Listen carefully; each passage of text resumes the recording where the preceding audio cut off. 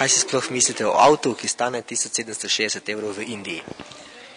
Ja, za indijski trg je dober avto. Pri nas pa mislim, da sicer če bi takšna cena bila, pa da malo bolj opremljena, bi se mogoče prijel, ampak glede, da poznam naše kupce, mislim, da je prvi problem tukaj, da je avto verjetno premalo varen za naš trg oziroma za naše kupce.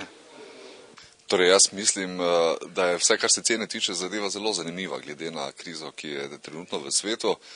Zagotovo ja, spravo bi marsikoga na kolesa, ki danes recimo pač ni sposoben kupiti nekega dražjega avtomobila in jaz mislim, da. Gre sicer za dokaj smel načrt tovarne Tata, gre sicer za vozilo, ki je namenjeno predvsem indijskemu trgu in pa hitro razvijajočim se trgom. Moje mnenje je, da vozilo za evropski trg še ni dovolj zrelo, da bo potrebno še marsikaj dodati, spremeniti in mogoče v obdobju naslednjih 3 do 5 let bo tudi ta avto zaživel v Evropi. Koliko bi ta avto stal pri nas? No, ja, glede na to, da bo tu mogel ustrezati nekim določenim evropskim predpisom, jaz pričakujem ceno slovenskega trga okrog 6 do 6500 evrov.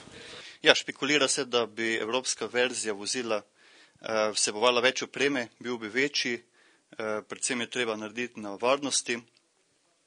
Prve špekulacije so, da bi naj vozilo stalo cirka 5000 evrov.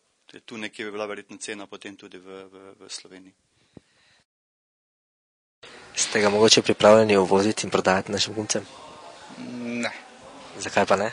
Enostavno, povpraševanje po teh vozilih je pri nas ni toliko iskano, v bistvu je to avto bolj za ena, bom rekel, večja mesta, kot so München, po številu. Enostavno smo vseeno premalo mesto, Maribor ali pa Ljubljana za takšno vozilo. Zaenkrat o tem ne razmišljamo.